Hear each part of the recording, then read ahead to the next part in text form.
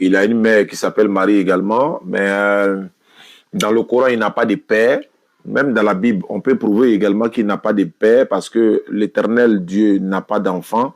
Avoir un enfant, c'est te succéder, ou encore quand tu iras à la retraite, ou bien quand tu ne seras plus de ce monde, ou bien quand tu seras un vieillard, il va t'accompagner à la mosquée. Donc, mais avoir un enfant, dans la Bible, tout le monde est appelé fils de Dieu. Hein. Dans la Bible, tout le monde est appelé fils de Dieu. Comme vous avez la Bible avec vous, vous devez le savoir. Maintenant, vous avez dit que vous êtes parlé de Jésus-Christ qui est Seigneur et Sauveur, si j'ai mal entendu. Oui. D'accord. Si vous dites que Jésus est Seigneur et Sauveur, vous devez savoir qu'il y a plusieurs seigneurs dans la Bible. Vous le savez ou pas? Puisque vous êtes missionnaire, vous devez le savoir. Jésus n'est pas le seul Seigneur dans la Bible. Il y a plusieurs seigneurs dans la Bible. Abraham est Seigneur. Isaac est Seigneur. Il y a un jardinier même qui est appelé Seigneur dans la Bible, dans 1 Corinthiens 8, verset 5. On dit qu'il y a plusieurs dieux et plusieurs seigneurs. Donc, Dieu lui-même est appelé Seigneur. Donc, si Jésus est Seigneur, ce n'est pas être Seigneur, ce n'est pas la seigneurie d'être une divinité. Il vient. Ce n'est pas la seigneurie d'être une divinité. Il vient. Faut déployer là-bas, il vient. Ce n'est pas la seigneurie d'être une divinité, mais c'est la seigneurie d'être honorifié. C'est-à-dire c'est un titre honorifique, quoi. C'est un titre de respect. Vous êtes d'accord avec moi ou pas? Je vois ce que vous voulez dire. Quand nous disons que Jésus-Christ, il est notre Seigneur, on veut dire que c'est en lui qu'on fait confiance, que grâce à lui, on peut avoir la vie éternelle. Oui, c'est vrai, mais vous faites une erreur. Pourquoi je dis ça? Parce que Jésus n'est pas votre Seigneur. Parce que quand il dit il est votre Seigneur, est-ce que vous faites allusion à Dieu? C'est ce que je veux savoir en fait. Désolé, qu'est-ce que ça signifie allusion? Non, est-ce que quand vous dites Jésus est Seigneur, vous voulez dire il est Seigneur Dieu ou bien il est simplement Seigneur? Oui, il y a une écriture qui dit que le Père, le Fils et le Saint-Esprit, ils sont un, mais ils sont quand même distincts. Et ça, on pourrait parler un peu plus, expliquer ce qu'on fait de cette manière. Mais ouais. Avant d'arriver là-bas, donc quand vous dites Jésus est votre Seigneur et c'est lui qui est votre sauveur également. Mais la Bible dit Jésus est sauveur uniquement pour les enfants d'Israël, alors que vous n'êtes pas israélite, à moins que je me trompe. Oui, en fait, il y a aussi une écriture dans le Nouveau Testament qui dit que par l'adoption, tous peuvent devenir des enfants d'Israël. Non, Jésus, à part adoption, c'est-à-dire vous avez été adopté pour être enfant d'Israël, quoi. En fait, je peux chercher l'écriture si vous voulez. Non, je n'ai pas dit que l'écriture n'est pas là. Je dis que Jésus dit, je n'ai été envoyé uniquement. C'est le thème qui a été utilisé. Il dit et que. Je n'ai été envoyé que. Donc c'est uniquement. Je n'ai été envoyé qu'aux brebis perdues de la maison d'Israël. Mais vous n'êtes pas israélite. Gardez votre nationalité. N'ayez pas honte de votre nationalité. Moi, je suis ivoirien, je ne suis pas israélien. Et je suis fier de l'être. Ouais, je vois. Je suis africain. Voilà. Ouais, et quand il a appelé les apôtres, il les a dit d'aller enseigner les gentils aussi, qui n'étaient pas de la maison d'Israël. Ah oui. Et c'est comme ça qu'en fait son œuvre s'est resplendie.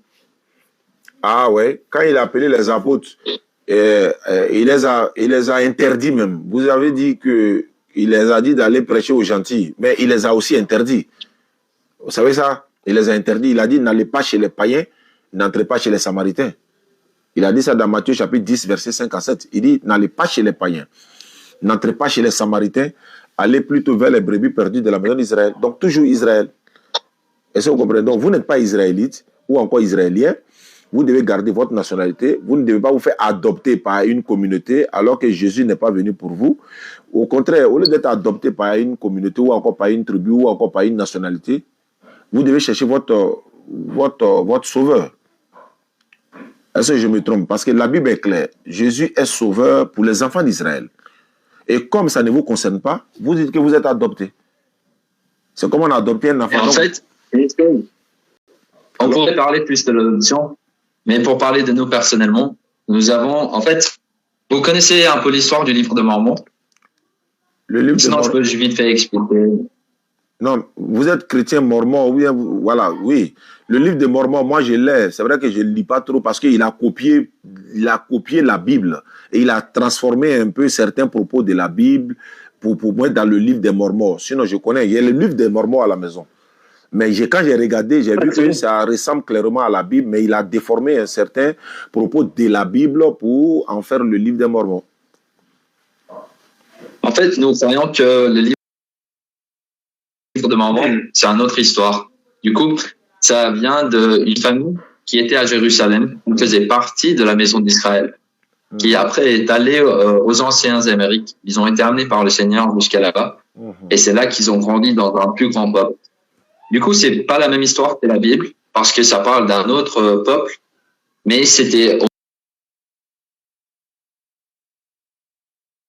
au même temps. Du coup, ça a commencé 600 ans avant Jésus-Christ, écrit par des prophètes, appelés par le Seigneur. Et puis, ça finit 400 ans après la venue de Jésus-Christ. Et du coup, en fait, dans ce livre, ça dit que, on peut dire, en fait, il faisait partie de la maison d'Israël. C'est ça aussi le message qu'il partage, que en fait, nous sommes descendants de ce peuple. Et je peux dire ça parce que moi, en fait, mon collègue, il est mexicain. Du coup, il vient de ce peuple. Et moi aussi, j'ai des ancêtres qui faisaient partie de ce peuple. Mais c'est un peu long comme réponse. Est-ce que vous comprenez ou vous avez une question là-dessus? Non, en fait, comme j'étais en train de dire, Mormon n'est pas votre sauveur. À moins que je me trompe, c'est Jésus qui est votre sauveur. Oui. Voilà. Mormon, c'était juste un prophète qui parle. Voilà, donc il affirme avoir reçu la révélation divine au, je sais pas, quel siècle là-bas, et voilà, Joseph Smith, c'est pas ça? Oui, en fait, lui aussi, c'était un prophète appelé par le Seigneur, mais tout son pouvoir, ouais, en fait, c'est juste le pouvoir du Seigneur. Oui, c'est la même chose. C'est ce que William Marion Branham avait dit également. Il se proclamait être prophète, alors que Branham est mort dans un accident, si je ne me trompe pas. Mais bon, ça, on n'est pas là. Ça, c'est pas le sujet. Mais nous, on vous dit, il n'y a pas de prophète qui viendra encore dans ce monde après le dernier des prophètes qui est Mohammed alayhi salatu wassalam. Mohammed est le dernier des prophètes. Jésus est le dernier des prophètes envoyés aux enfants d'Israël. Donc, tous ceux qui viendront après le prophète sallam, ce sont des personnes qui se sont autoproclamés prophètes, tels que Marion Branham, Mormon, Joseph Smith et autres. Donc, ce sont des gens qui se sont autoproclamés. Maintenant, revenons à notre sujet. Vous êtes venu chez mon frère aujourd'hui dans ce pays de Luxembourg. Vous êtes venu lui dire quoi exactement? Parce que vous avez tendance souvent à dire de donner notre vie à Jésus. Ou bien, qu'est-ce que vous êtes venu lui dire exactement, pour que je sache? Quand on avait parlé pour la première fois. Hein? Oui, vous avez pris le rendez-vous. On a parlé pour la première fois. Oui. Non, aujourd'hui même. Aujourd'hui même. Le message d'aujourd'hui est basé sur quoi? Je peux regarder les messages si c'est ça que vous voulez. Non, je vais dire aujourd'hui. Non, je vais dire. Aujourd'hui, vous êtes à la maison, chez lui. Le message d'aujourd'hui, c'est quoi? Quel est le message d'aujourd'hui que vous lui avez, ou bien que vous voulez nous transmettre? Parce que moi et lui, nous sommes musulmans. Oui, en fait, c'était pour un partage. Du coup, quand on demande aux gens s'ils veulent faire un appel, d'habitude, c'est pour vraiment faire des leçons, pour parler, pour partager nos croyances et après leur donner l'invitation de demander à Dieu si c'est vrai. Mais vu qu'Abdul, il voulait faire un appel pour faire des questions et on comprenait qu'il voulait faire un échange comme celle-là. Ouais, là, c'est juste faire un échange, parler, apprendre. Exactement. Exactement. Donc ça, c'est une très bonne chose. Et vous missionnaires, bon, moi, je reconnais votre courage. Hein. Vous avez le courage d'aller chez nous, musulmans, entrer même chez nous à la maison, nous parler de Jésus, fils de Marie. Mais ce qui nous inquiète, ou bien ce qui nous étonne, voilà, pas inquiète, mais ce qui nous étonne, c'est que les mêmes chrétiens qui viennent chez nous, vous voyez, ceux qui nous suivent, il y a des gens qui, voilà, donc, ils nous suivent. Moi, je suis un prédicateur sur les réseaux sociaux, vous devez le savoir. Il y a des gens qui viennent se plaindre à nous, ils disent que non, pourquoi vous prenez la Bible, pourquoi vous utilisez la Bible, restez dans vos courants. Pourtant, c'est vous les missionnaires. Actuellement, vous êtes, on peut dire, en train de vouloir prêcher à un frère musulman pour parler de Jésus. Les témoins de Jéhovah viennent chez nous pour parler de Jésus. Les évangéliques viennent chez nous pour parler de Jésus. Nous, on doit les écouter. Mais alors, à partir du moment où nous, on veut maintenant aussi parler de notre divinité à ceux-là et réfuter la divinité qu'eux, ils ont, qui est un être humain, qui est le fils de Marie, qui est le messager d'Allah. Mais en ce moment, ils nous disent non, laissez votre Bible, laissez notre Bible tranquille, laissez notre Bible tranquille. Est-ce que vous comprenez? Donc, actuellement, vous êtes missionnaire, vous réclamez des mormons, vous êtes les saints des derniers jours, vous êtes les gars, les chrétiens du Saint de... Vous avez coupé la parole. Je suis en direct, il est là m'appeler. Juste vraiment, et en fait, moi, dans notre église, on voudrait juste inviter. C'est ça, et j'ai des amis qui sont musulmans, et je les respecte complètement. Et oui, en tant que missionnaire, on juste partage notre croyance.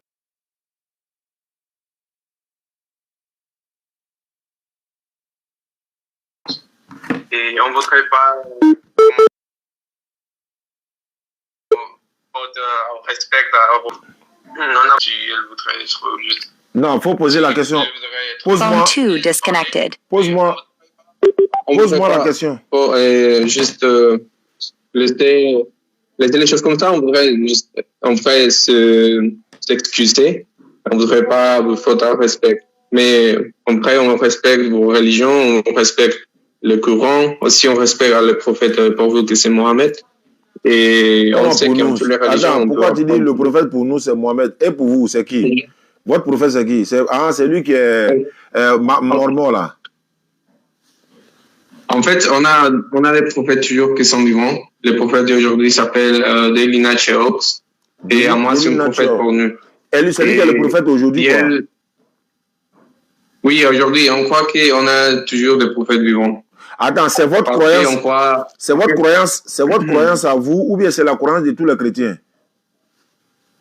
Non, c'est juste de nous. C'est ça. C'est pour ça qu'on est un peu différent des autres chrétiens. Parce qu'on croit que Dieu il a pas laissé à ses enfants seuls. Du coup, on peut voir qu'à travers de la Bible, il envoyait des prophètes, n'est-ce pas? Et on croit que Jésus-Christ, en fait, c'était pas le dernier prophète. Et oui, on croit qu'on a toujours des prophètes vivants. Ah, Jésus-Christ n'est pas le dernier prophète. Attends, ceux-là, ils ont les foutus. Est-ce que vous croyez au prophète Mohammed alayhi salatu wa salam? Vous le connaissez? Vous croyez en lui? Ou bien vous ne le connaissez, vous ne croyez pas en lui? Je peux dire pour moi personnellement, en ce moment, je ne crois pas en lui, mais je pense que c'est important de prier. Prier pour savoir si c'est un prophète ou pas. Est-ce que vous le connaissez? Est-ce que vous croyez en lui? Le prophète Mohammed alayhi salatu wa salam, vous le connaissez? Est-ce que vous croyez en lui? Non. Vous ne le connaissez pas? Mais on respecte. Non, je suis en train de lire le Coran. Non, je ne le connais pas parfaitement. Non, je ne dis pas parfaitement. Je veux dire, vous savez que le prophète Mohammed sallallahu alayhi wa sallam, il est prophète, il existe. N'est-ce pas? Quand on dit prophète, on veut dire quelqu'un qui reçoit des messages de Dieu. Je ne peux pas dire s'il a reçu des messages de Dieu. D'accord. Je vais savoir quelque chose. Les prophètes qui sont sortis de la lignée d'Isaac, fils d'Abraham, vous avez entendu parler de certains de ces prophètes-là, y compris Jacob, Isaac, Salomon, Jésus, Jean-Baptiste, etc. Ils sont sortis de la lignée d'Isaac, fils d'Abraham. Ouais. Vous connaissez Ismaël, le fils d'Abraham, le premier fils d'Abraham? Oui. Oui, et il y avait la prophétie qu'il allait avoir des fils qui étaient des princes. Donc, vous connaissez Ismaël? Oui. Très bien. Mohamed, c'est le descendant, non? C'est ce que je voulais savoir. Il dit, quel est le prophète qui est sorti de la lignée d'Ismaël, fils d'Abraham? Ce prophète qui est sorti de la lignée d'Ismaël, fils d'Abraham, il s'appelle comment?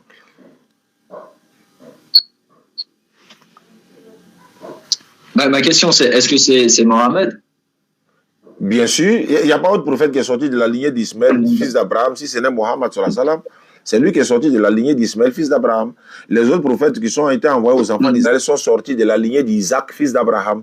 jusqu'à Jésus qui est le dernier des prophètes envoyés aux enfants d'Israël. Parce que comme je l'ai dit, Abraham a eu 2 enfants. Il y avait Ismaël qui est le premier fils et Isaac qui est le second. Est-ce que vous êtes d'accord avec ça?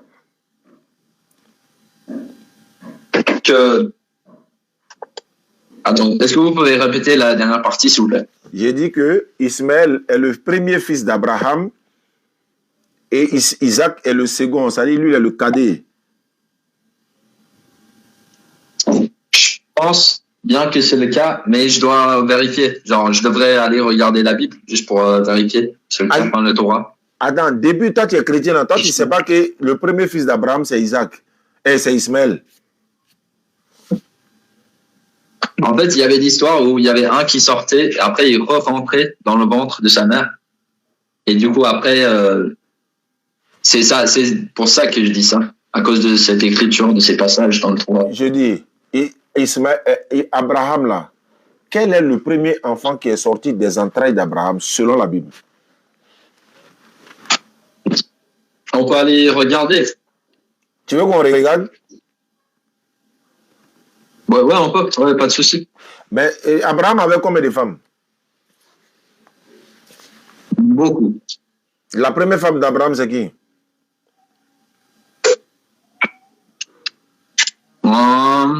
C'était... Oh, je ne sais plus son prénom. Il y avait Rebecca, il y avait Sarah. Rebecca, femme d'Abraham. Rebecca. Non, c'est la première. C'est Agar, c'est pas Rebecca. Agar n'est pas la première, mais je veux dire, parmi ces femmes, il y avait Agar, il y avait Sarah d'abord, Sarai. Sarah est épouse d'Abraham. Après Sarah, elle épouse Ismaël avec Agar. Ismaël est le premier fils d'Abraham. Ça, c'est une chose que votre prophète mormon vous a pas enseigné. Tu vois, il vous cache des choses. Donc, Abraham est le père de la foi. Il a eu son premier fils qui s'appelle Ismaël. Le deuxième s'appelle Isaac. Et ensuite, il y a eu 2 enfants. Donc, le premier fils d'Abraham, selon la Bible et le Coran, c'est Ismaël. Et il a eu Ismaël quand il avait 86 ans, selon la Bible.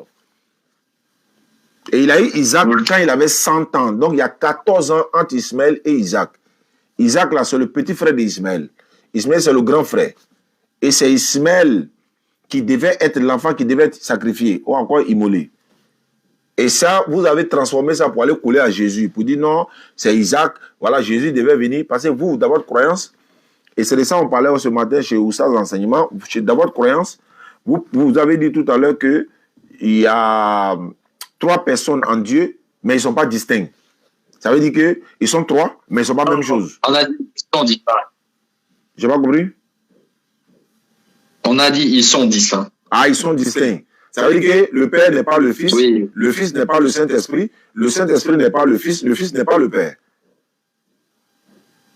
Le Père, il est dans le Fils il est dans le Père, et le Saint-Esprit, c'est la même chose. Donc les 3 font 1.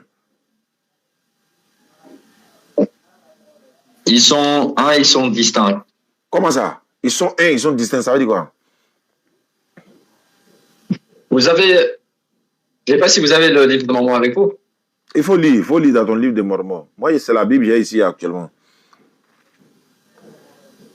Tu dis ils sont si vous voulez, c'est du français, hein? Ils sont ils sont distincts, ça veut dire quoi? Ça veut dire qu'ils sont même chose, ils sont en même temps ils ne sont pas 1.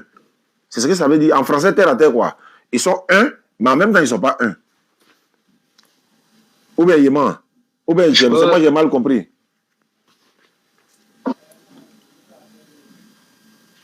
Je peux aller chercher l'écriture si vous voulez. Je peux vous lire et après vous nous dites ce que vous pensez. Non, pas après. Il faut lire en même temps. On va écouter. Il faut lire en même temps. Ah oui. Comment? Est-ce que on reparle une autre fois? Est-ce que ça marcherait pour vous? Vous partez où ça? Ben, vous êtes venu spécialement pour ça, non? Chez mon frère, aujourd'hui. Vous avez pris rendez-vous. Déjà, vous n'avez même pas commencé. Vous n'avez même pas commencé, vous êtes parti déjà. Non, il faut que vous restez. Quoi? On n'a même pas commencé à parler d'abord. Il a fait le livre, là.